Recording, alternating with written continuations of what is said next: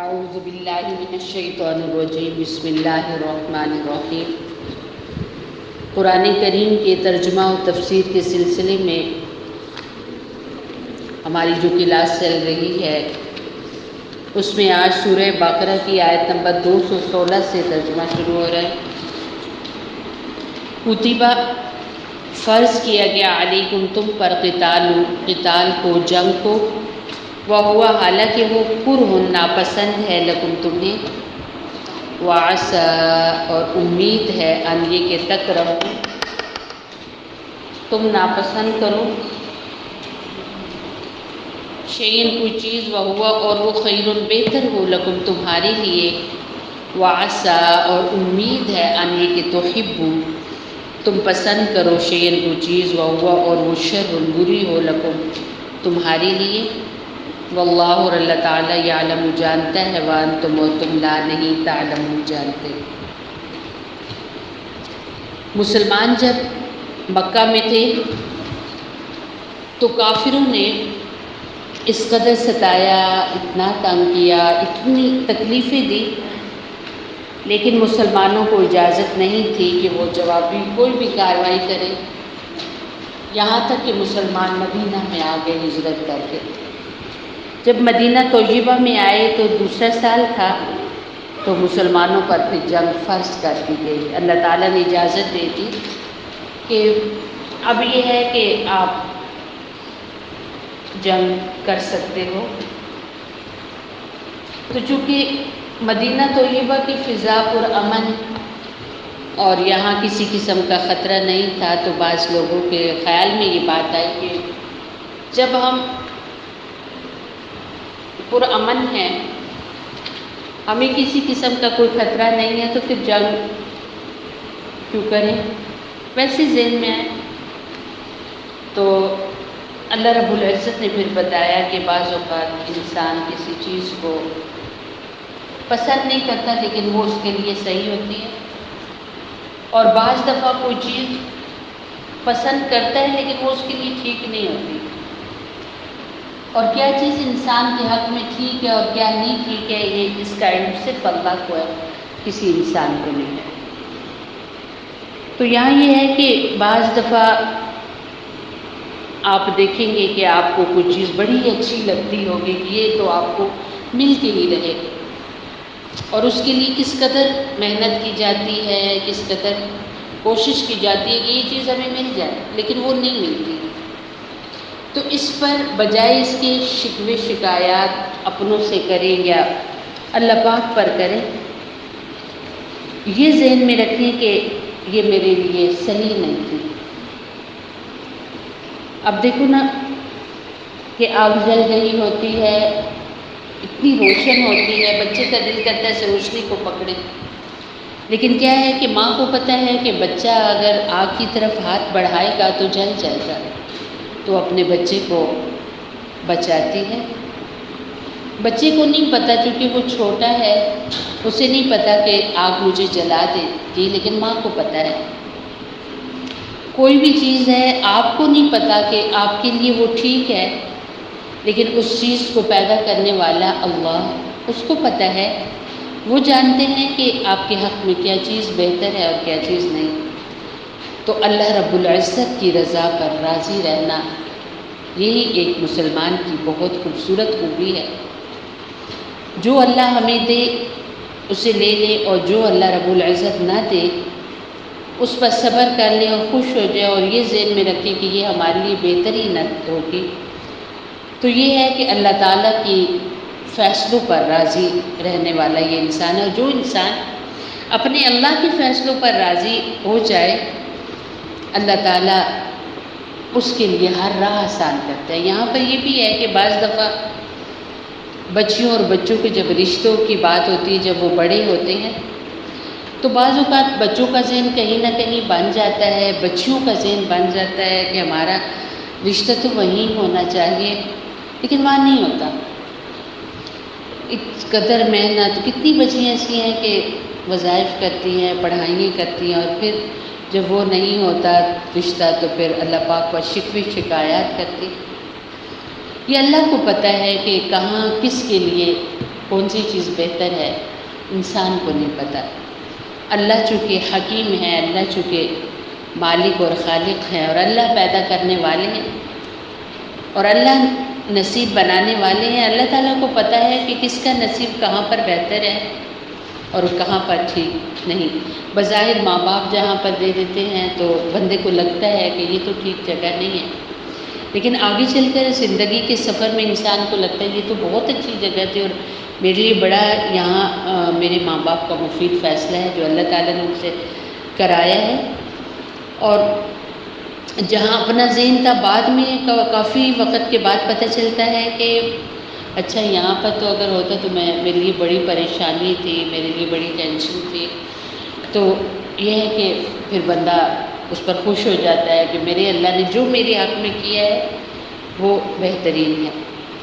تو اپنی زندگی میں یہ ایک اپنی سوچ اور ذہن بنا لیں کہ جو اللہ دے وہی میرے حق میں بہتر ہے، اور جو اللہ تعالیٰ نے نہیں دیا وہ میرے حق میں نہیں ہوگا۔ یہاں پر یہ بھی ہے کہ بعض اوقات آپ کا اپنے جو پہننے والے کپڑے ہیں یا اپنا جو لائف سٹائل ہے، جو آپ کا گھر ہے، سب کچھ جو کچھ آپ کا اپنا ہے یا آپ کے ماں باپ کا ہے، آپ اپنے کزنس کو یا اپنی سہیلیوں کو دیکھتے ہیں اور آپ کو ایک عجیب سی فیلنگ آتی ہے کہ دیکھو ان کے پاس تو اتنا ہے، وہ اتنے اچھے کپڑے پہنتے ہیں، ان کا رہن سہن اتنا اچھا ہے، ان کا کھانا پینا اتنا اچھا ہے، حالانکہ وہ سگے آپ کے رشتہ دار ہیں۔ تو آپ کو بڑی اس پر نا دکھ ہوتا ہے کہ ہمیں کیوں نہیں اتنا ملا۔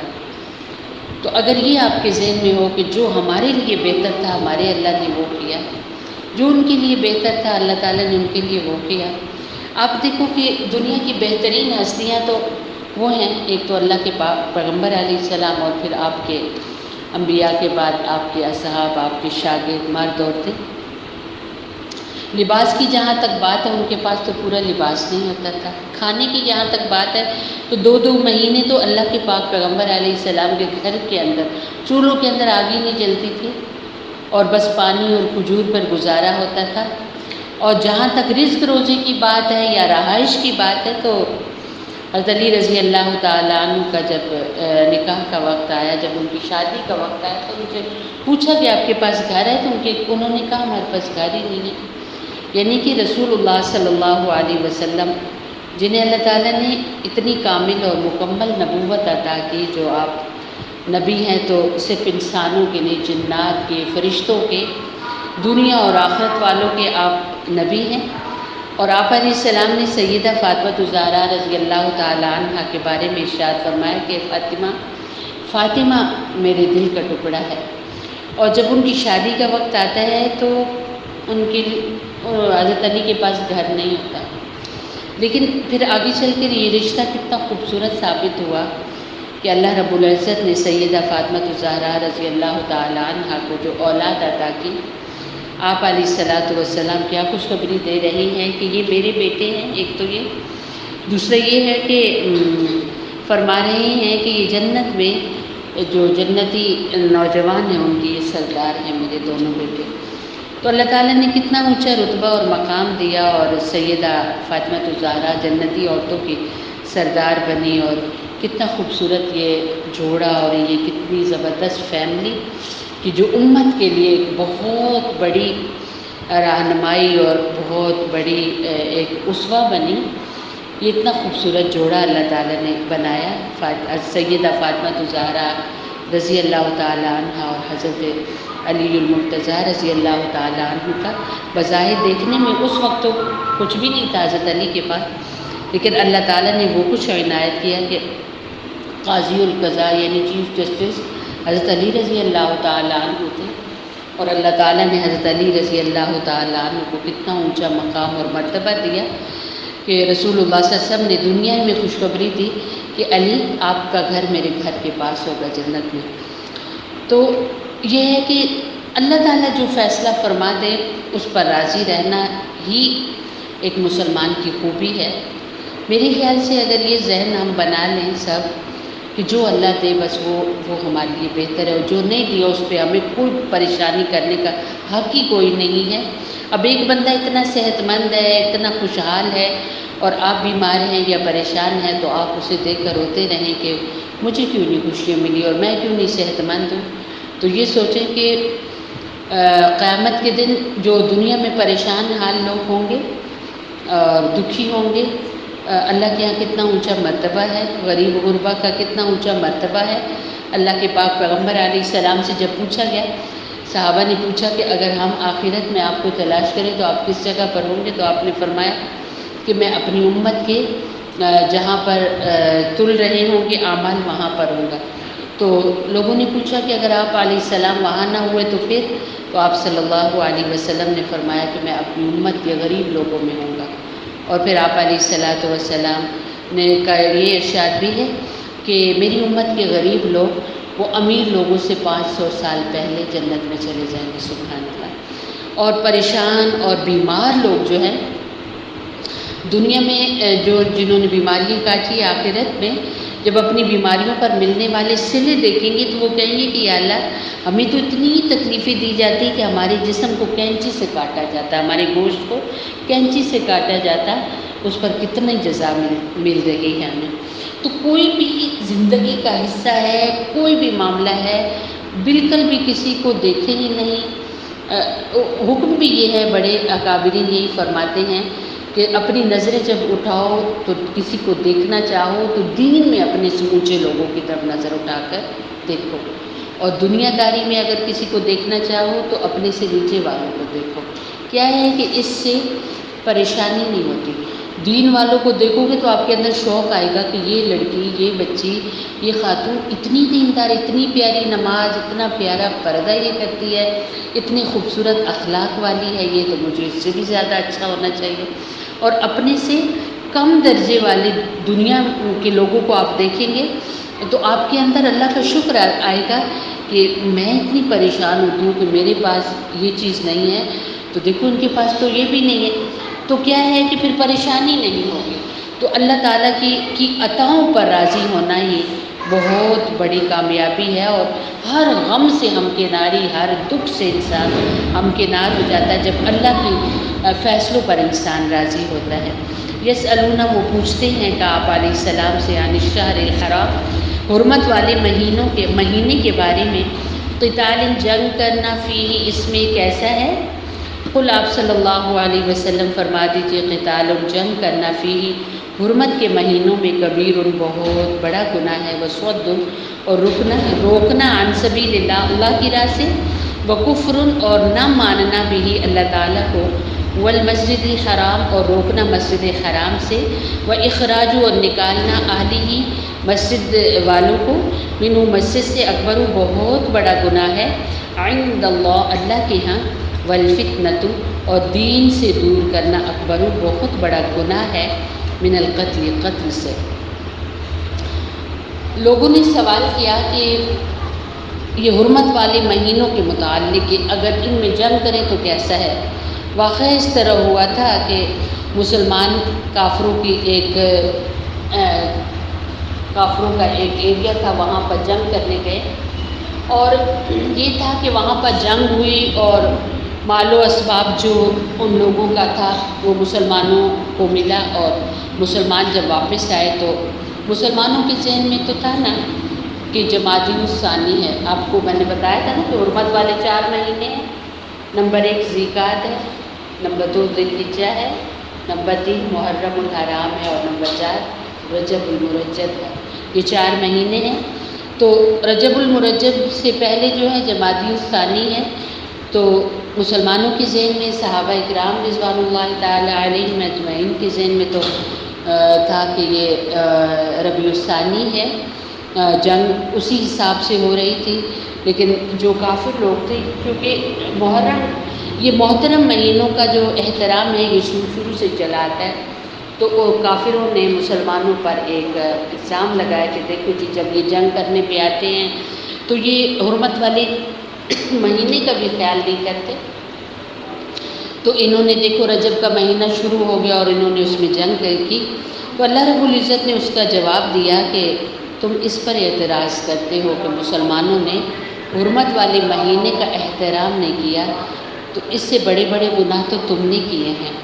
وہ کیا ہے کہ ایک تو اللہ کی راہ سے روکنا، یعنی مسلمانوں کو اس قدر ستایا گیا تھا، اس قدر سزائیں دی گئی تھی آپ کی جو تعلیم ہے ابھی چل رہی ہے اس میں آپ لوگ پڑھ رہے ہیں کہ صحابہ کرام کو دین کی راہوں میں کس قدر تکلیفیں اٹھانا پڑی کہ دل دہل جاتا ہے۔ خود رسول اللہ صلی اللہ علیہ وسلم کو 3 مہینے تک شب ابی طالب میں قید کیا گیا، اور آپ کے ساتھ آپ کے رفقا تھے، جتنے ماننے والے تھے، آپ کے بچے، آپ کی ساری فیملی کو، اس میں مرد عورتیں سب لوگ تھے اس وقت جو مسلمان ہوئے تھے، اور 3 سال تک یہ قید و بند کا سلسلہ رہا، اور اس عرصے میں اس قدر مشکل اوقات آئے کہ ایک وقت ایسا بھی آیا کہ کھانے پینے کی کوئی چیز بھی نہ رہی، یہاں تک کہ رسول اللہ صلی اللہ علیہ وسلم سمیت تمام صحابہ، تمام صحابیات، بچے سب درختوں کے پتے کھانے پر مجبور ہو گئے۔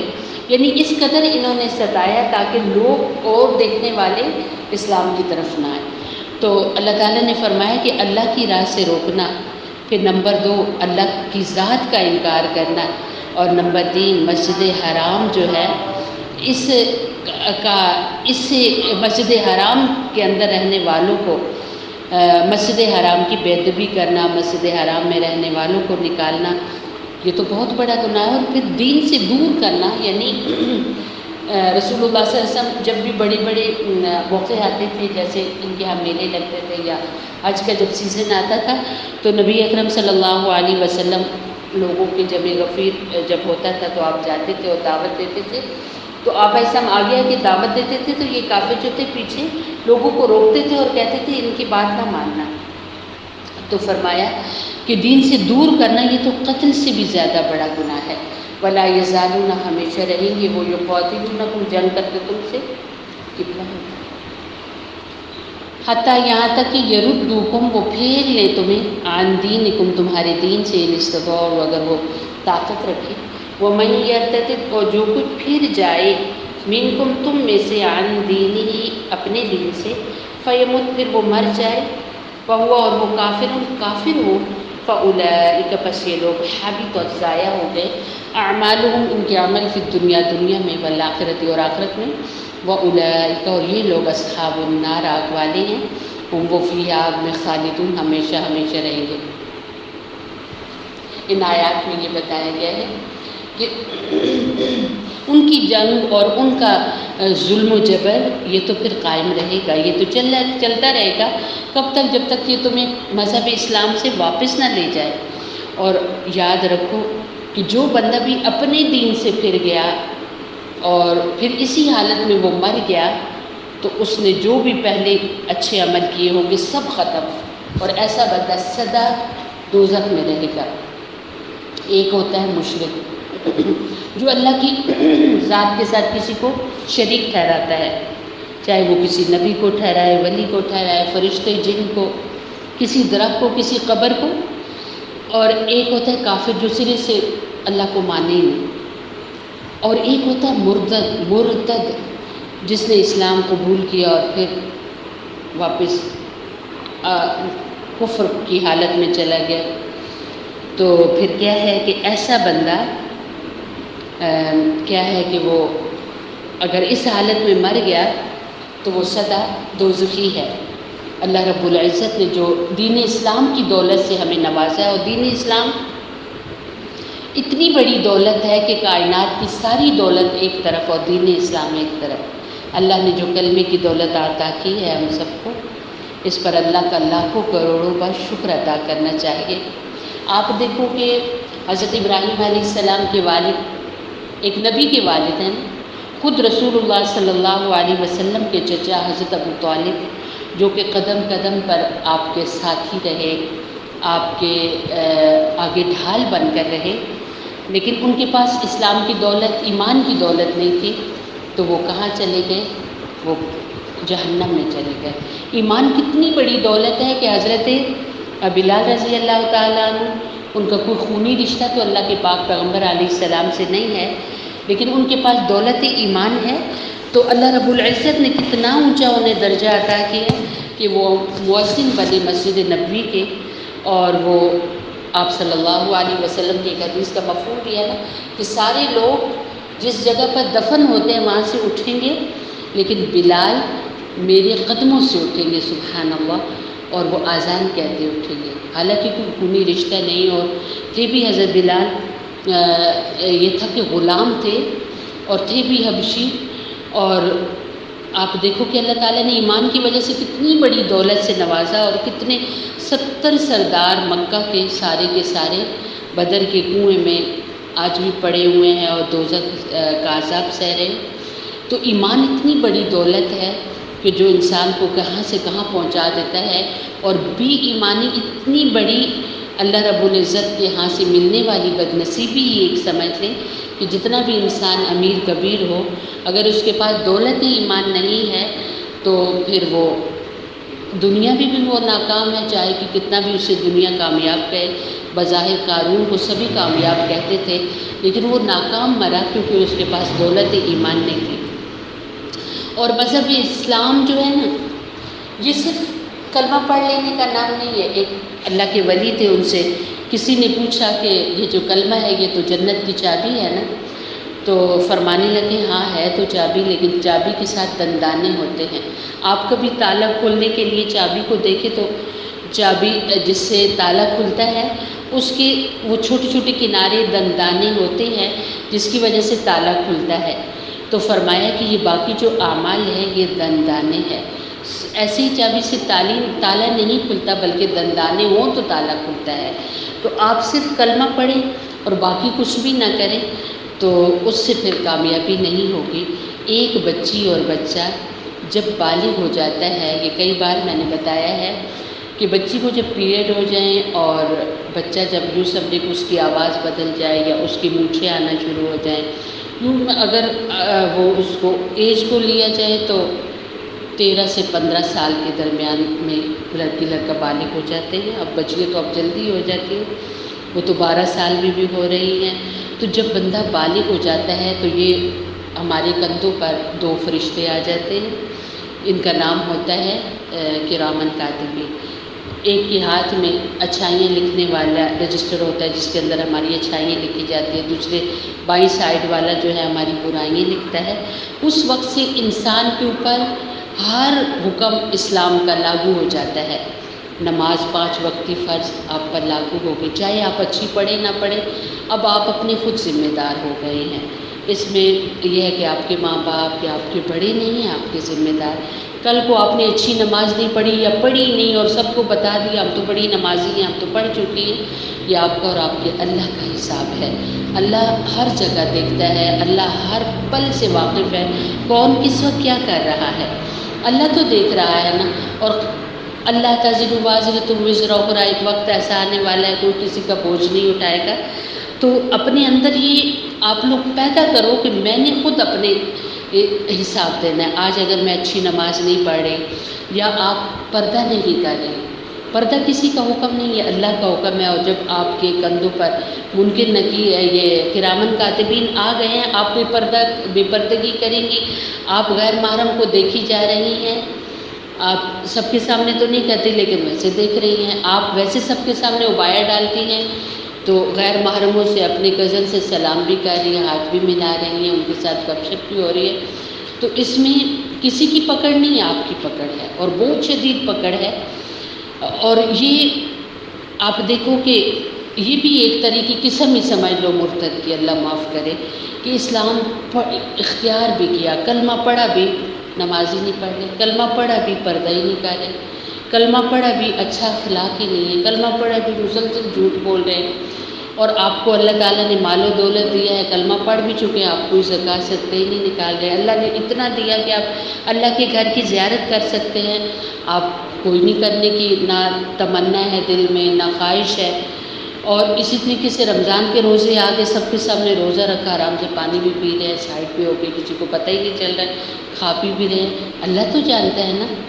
تو یہ سب چیزیں جو ہے نا یہ آپ کا اور آپ کے رب کا معاملہ ہے. اللہ نہ کرے یہ بھی ایک طرح کا کہ کلمہ تو پڑھا ہے اور کوئی کام بھی کلمے کے مطابق نہیں کر رہے، یہ بھی ایک طرح کا ارتداد ہے.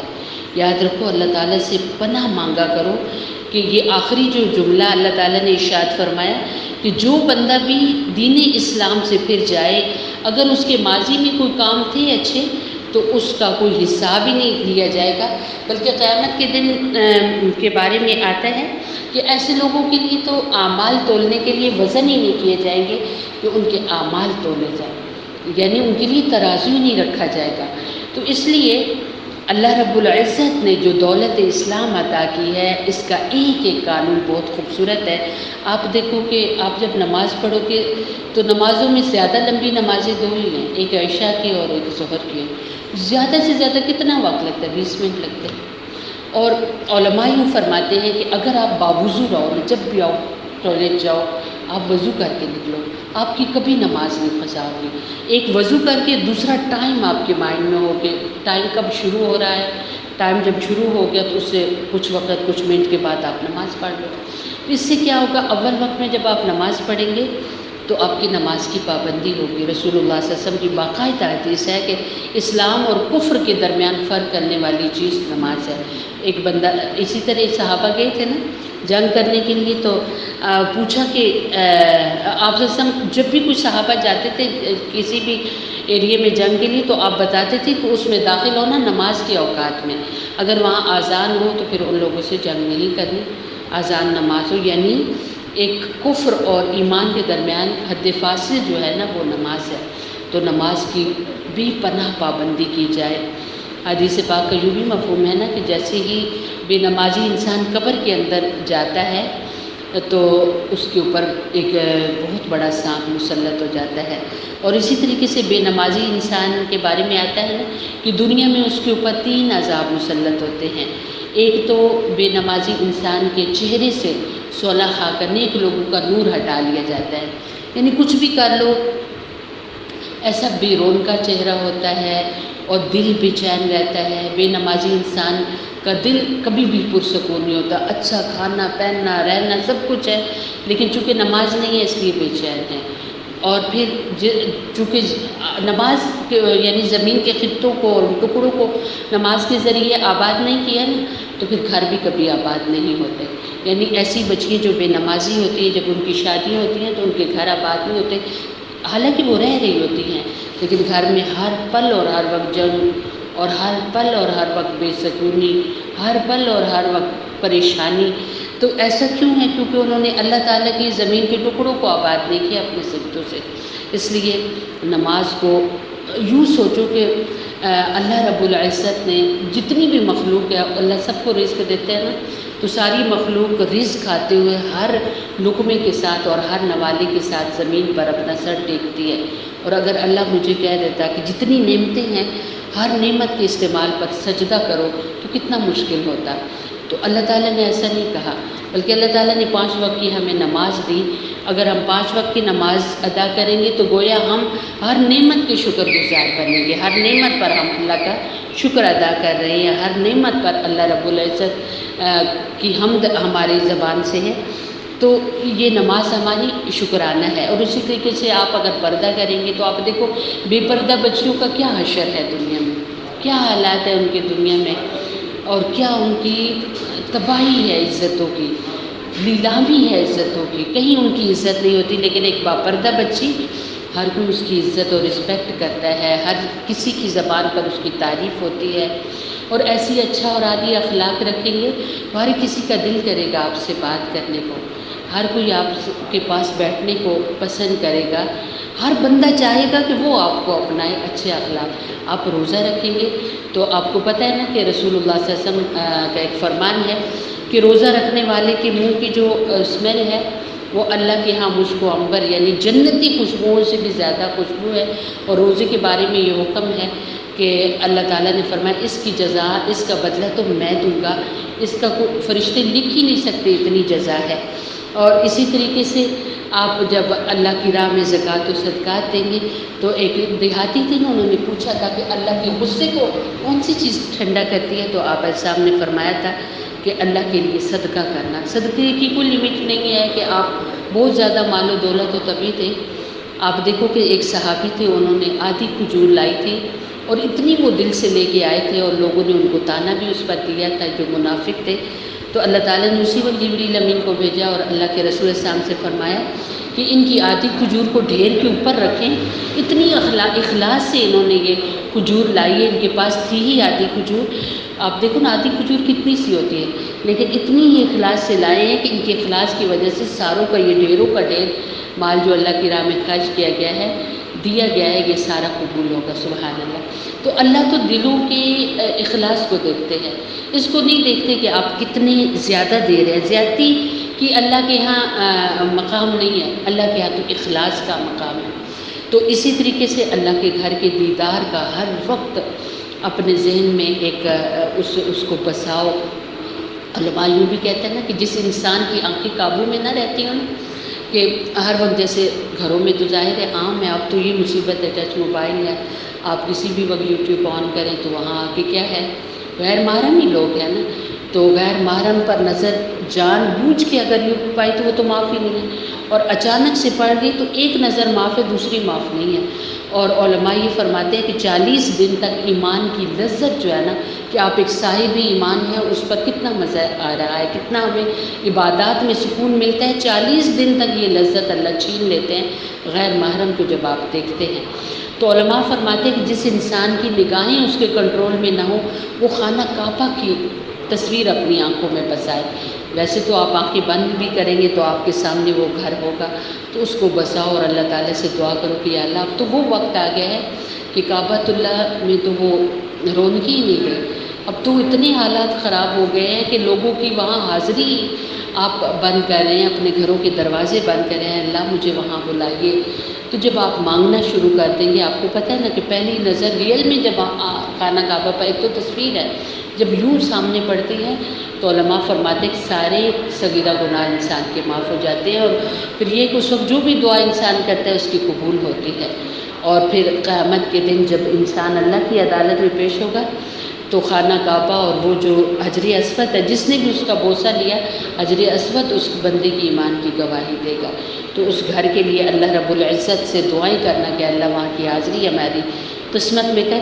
تو جتنی بھی مذہب اسلام کی چیزیں ہیں انہیں شوق و ذوق کے ساتھ ادا کریں، اور اپنے ایمان کو دنیا کی ہر چیز سے زیادہ اہمیت دے کہ یہ اللہ نے جو دولت مجھے عطا کی ہے، اور اس کے جتنے کرنے کے کام ہیں اللہ تعالیٰ سے مانگتے رہیں کہ وہ اللہ ہمارے نصیب میں کرے. تو انشاءاللہ انسان پھر جب اللہ سے مانگتا رہتا ہے اور کام بھی اسلام کے مطابق کرتا رہتا ہے تو اللہ رب العزت صاحب ایمان اٹھاتا ہے. اور جہاں تک نظر کی بات ہے، علماء نے چونکہ نظر زیادہ استعمال ہوتی ہے تو علماء نے موت کے وقت کلمہ نصیب نہ ہو، کبھی کبھی نہ یوں بھی پریکٹس کیا کرے، بیٹھ کر تھوڑی دیر سانس کو روکا کرے، روک کر پریکٹس کرے کہ ایک وقت ایسا آئے گا، ابھی تو میں خود روک رہی ہوں، ایک وقت ایسا آئے گا کہ میرا سانس رکے گا اور یہ چلے گا نہیں. میں لاکھ چاہوں گی کہ یہ چلے، لیکن ایک عجیب سی غرغر کی آواز آئے گی لیکن میرا سانس نہیں چلے گا. تو علماء فرماتے ہیں کہ اس وقت کیونکہ جب کلمہ انسان پڑھے گا تو آسانی سے سانس نکل جائے گا، لیکن اس وقت ایک وہ انسان جنہوں نے اپنی نظر کی حفاظت نہیں کی ان کو کلمہ موت کے وقت نصیب نہیں ہوتا. تو اس لیے ان چیزوں کی بہت احتیاط کریں. یہاں پر اللہ تعالیٰ باقاعدہ بتا رہے ہیں کہ جو بندہ اسلام سے پھر جاتا ہے، چاہے جتنے بھی اس نے پہلے اچھے عمل کیے ہوں اس پر اسے کچھ نہیں ملے گا. اللہ رب العزت سے دعا ہے اللہ تعالیٰ اس دولت کو سنبھالنے والا بنائے سب سمیت ہم سب کو. اللہم اغفر لی امتی محمد صلی اللہ علیہ وسلم، اللہم ارحم لی امتی محمد صلی اللہ علیہ وسلم، اللہم اصلح لی امتی محمد صلی اللہ علیہ وسلم. سبحان ربک رب العزت عما یصفون وسلام علی المرسلین والحمد للہ.